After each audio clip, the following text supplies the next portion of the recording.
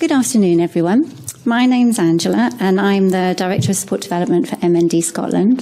This is my colleague, Naomi, who's going to be presenting seamlessly after I finished. And I apologise, I have to stand like that, so I look a bit like a school mum doing this so I can read.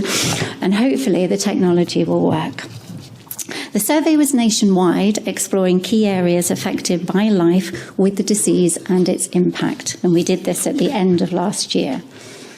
And I'm hoping... Patience is a virtue. So we are the only charity in Scotland providing direct support to people affected by MND. Now, this includes those with a diagnosis, but also their family members, who are often their unpaid carers. We are a small charity, but with a huge remit, and I believe we punch above our weight and want to continue to do so. Diagnosis rates in Scotland are probably worth noting. So when you see the response that we had to the survey, there are approximately 200 per year, with approximately 450 to 60 people at the moment living with MND at any one time. We really wanted to understand on a more granular level what really mattered to individuals on their family almost on a daily basis. So the 4 key aims we focused on were personal experience, specifically around statutory services, uptake and experiences of our services at MND Scotland, areas of importance in research, and also understanding more about unmet need and any additional needs. What did we do? So the survey was live between September and December last year. It's intentionally quite broad, actually, because that reflects the scope of our organisation. 3 target groups: people living with MND, carers or unpaid family members, and also bereaved carers. The aim was to gather as many insights as possible from as many different perspectives as possible. There were advisory groups set up to review the process, questions and aims, and there was also a focus on using technology that would be accessible to those living with MND. I'm going to skim through the demographic slides. I was a bit optimistic with the number of slides I had, but to say there were really good response to the survey. We actually had 378 responses across the 3 groups. The smallest of those actually being people that were caring, but we knew that because these are the people who are time poor. What we found out are the strongest themes that came through. A diagnosis affects every aspect of a person's life and the lives of their family. While the survey didn't explicitly ask questions about diagnosis, 22% of those who were diagnosed, who completed the survey, made references to challenges and difficulties in regard to the protracted process of receiving a diagnosis. This also hugely impacts upon the support and care that someone's entitled to in the Scottish system. There are significant and ongoing issues with social care, and I'll say more on that in a moment. Respite support needs to be varied in its offer, and regular short periods of time was the most favoured option that people were looking for. Only 20% of current carers say they were accessing any time away from caring. MND Scotland support services have gaps, which we knew, but they were particularly around for carers and bereavement support. There were also 4 key areas of research that people were interested in, and some key symptoms and challenges. We outlined in the surveys that cure and treatment that slows progression would remain MND Scotland's priority focus, but we wanted to know whether there were other aspects respondents would like research to look at. Unsurprisingly, I think, and they were very clear on the 4 key areas: diagnosis and cause, progression and triggers, symptomatic management, and the possibility of passing on the disease. As part of the research questions, we also asked about the key symptoms they were facing and the impact of those. 77% of people affected chose fatigue as a symptom that caused them the most significant problems. Ranked equally highly was weakness in the hands and legs. Cramps and pain ranked highly at 62%, but was also the most free-listed response. 51% reported speech or change or loss to speech, and 49% issues around saliva. We also asked carers and family members what their biggest challenges were for themselves, but also the challenges for their loved ones and what they found the most difficult. 85% identified mental health as being impacted. 68% chose fatigue as a result of caring. 59%, not surprisingly again, are struggling with anxiety and sleep issues as nighttime caring can be so challenging. 21% have had suicidal thoughts. 40% were experiencing physical pain as a direct result of providing care. When caring for a loved one, some of the most challenging aspects reported were their loss of the ability to communicate, fear that they may choke, increased frustration from their loved one, and their loved one's loss of movement. We then asked those affected what advice they would give to someone in the same position. And again, I can share my slides after this, but there was so much rich commentary on both of these next two slides. We asked the same of family members and carers, and I think these speak for themselves. The weight of a diagnosis on everyone is all-encompassing. Social care in Scotland remains a major challenge for most families. Now, the issues that were raised covered challenges in accessing care packages, particularly at the right time, the postcode lottery of care, depending where you lived, inconsistency in carers, poor pay for carers, and a need for carer training. This hugely impacts on the quality of life for an individual. And I think one of the examples that was given was being put to bed at 6 p.m. and not being able to gain support until much later the following day. There is a lack of flexibility and a no person-centred approach to care. In the bereavement space, so many people had not accessed support, many because they didn't know it was available or how to ask for it. We also know from the commentary that anticipatory grief was a key issue for many, and even understanding and recognising that as a thing often didn't happen till much later. What did we learn? Did we ask all the right questions? And I've got a question mark against that. We're still discussing that. Are there areas we should have covered in more depth? Are there other stakeholders we should have asked? We'll need to review our questions going forward, but we now have a baseline to start from. Loud and clear that the whole family dynamic needs support in different ways and at different times. Support should not stop when the person affected dies for the whole family. The ripple effect of MND has a lasting impact on everyone affected. We all know that. We should never make assumptions about what we know and that we think we know the answer. We need to keep asking, involving, and sense checking. Involvement is something that should be happening in a cyclical way and not a point of delivery. Involving families at every step will provide challenge, feedback, and insight. We have already started to explore and implement the learning specifically around support for carers and a more proactive approach to bereavement support. There will be test pilot programs that will be monitored and evaluated to ensure we're meeting the needs. We're ramping up our evidence gathering and our data collection so that we have a strong base of evidence to underpin all areas of work. This includes focus on our CRM, new roles within the organisation, and the development of an evaluation framework.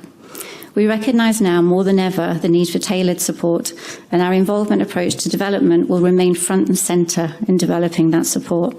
Our policy and campaigns team have an opportunity to proactively influence social care with the upcoming National Care Bill for Scotland to change a system that isn't working for people with MND. Being here today and sharing best practice across organisations is a really key focus for us, and we've already started that work with ALS Canada and IMNDA. And with that, I shall pass over to my lovely colleague, Naomi. Thank you, Angela. Go on, give her a clap, give her applause. So just to add to Angela's survey there, so when I was at the Alliance meeting last year, I met the ALS Canadian people and I was so inspired by their work. And I said I got to talk to them afterwards and see how do we develop our services. So that was a really inspiring thing that I got from last year. And then we were approached by MND Scotland, and Rachel, who's in the audience here, got in touch with our CEO and said, we are doing this survey and do you want to participate? And that's when we said, absolutely, because they've got a fabulous research department and we don't. And we need all the help we can get, but we really want to do this survey. So let's click. Okay, so just a little background about the Irish Motor Neuron Disease Association.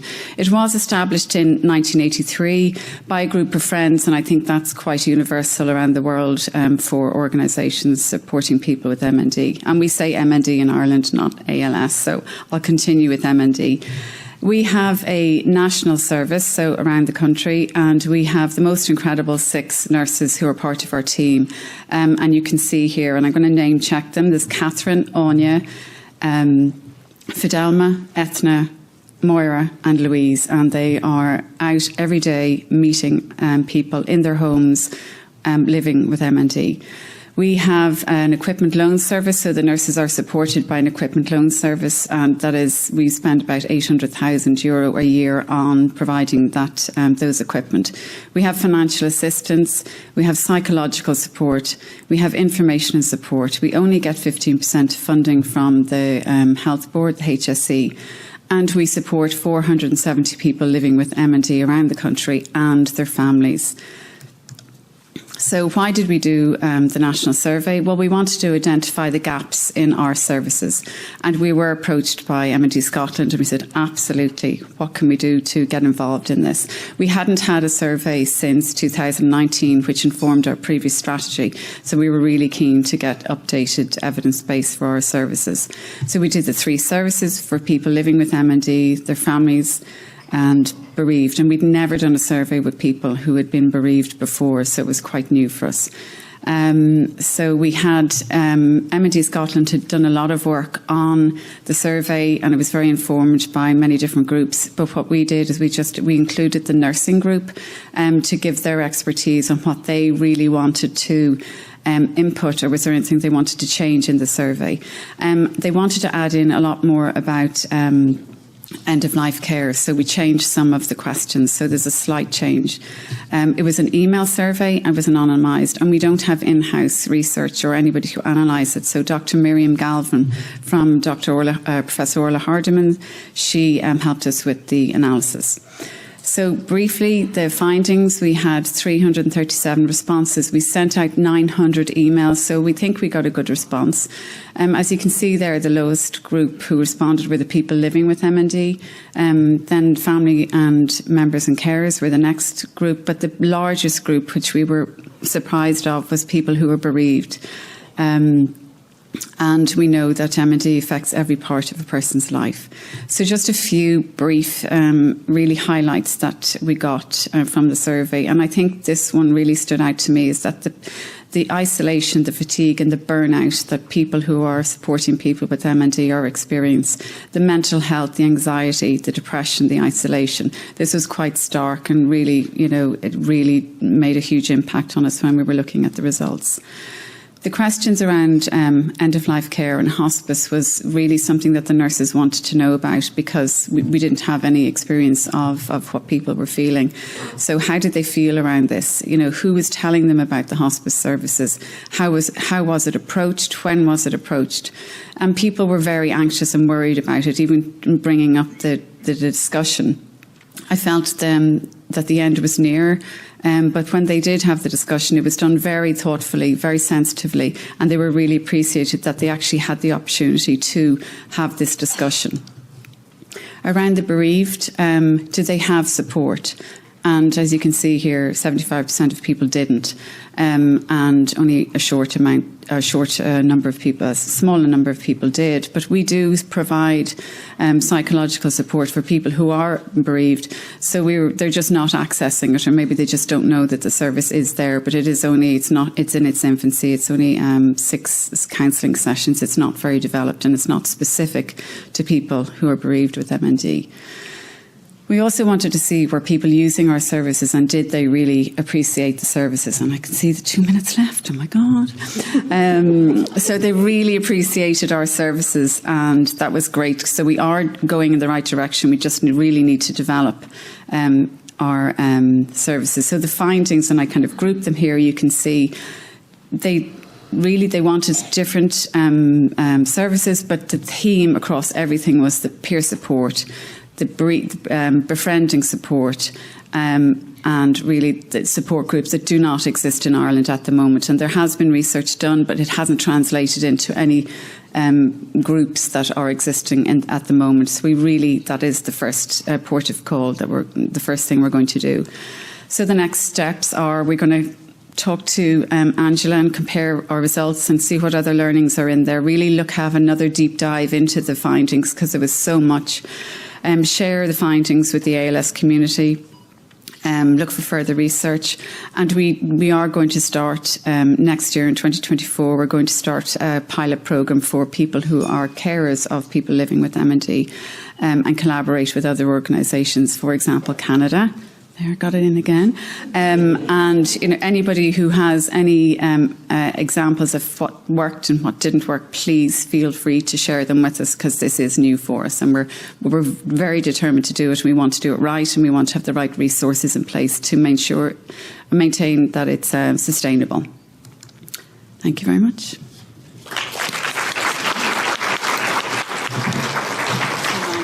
Not at all. All right. Thank you very much. Good job on coming in right on time. Do we have some questions? Neil, we'll start it there, and then we'll go ahead to this table. And then, I see you, Naomi. Okay. Thank you. I actually have two questions for Angela. So the first is, for your survey results, have you thought about trying to correlate them with clinical data of complications of ALS that may be preventable, like hospitalizations for pneumonias or serious falls? And then my second question, because I don't know if you can even answer the first one, is you made a comment about tailored support, which is really interesting to me, and I'm wondering if you could say more about what that means and if you have service plans and how you do that in a formal way. Thank you. Thank you for asking a really difficult question. Thank you. I think I have to be honest and say this is a first step for us. It really is a first step for us. It's providing an evidence base that we can then build from. So we now do need to look at that. We do have an amazing research team within the organisation that we can start to pull this data together and get some real sense from it. At the moment, it really is what's there in terms of we've got a lot of rich commentary from people with lived experience, but we've yet to pull that together with the clinical. So we're not there yet, but we will be looking at that. And the second question was about tailored support. And I think that's one that we're also exploring as we look at what we do. We have a variety of support. It's very practical, our support at the moment. So it's based around things like financial support, grants, advocacy. So we do an awful lot of work in advocacy where we fight people's corner for things that they should be getting from a statutory perspective but aren't. So I do believe we have a tailored support system, but we haven't mapped it out yet. And I think on the well-being side of things particularly, that's where our focus will be in the next few months. Thank you. I'm Sue Nelms, full-time carer for my husband in England. We'll say England for the easiest bit. I'm glad that you mentioned the hospice. I think you're the first person who's actually mentioned the hospice movement. And I just wonder how much sort of potential there is for work with the hospice movement. I know that in Scotland some work has been done on supporting bereaved people by the hospice movement, but also where we are, we have a fabulous hospice which does a lot of living well therapy. So they actually like to engage with people quite early on. And they're slightly puzzled because the MND clinic actually takes place in the hospice, not in the hospital. And yet the number of people with MND who engage with the hospice is really low, and they don't understand why. Is this something that you think that as an organisation, as a movement, people can build on? Do you want?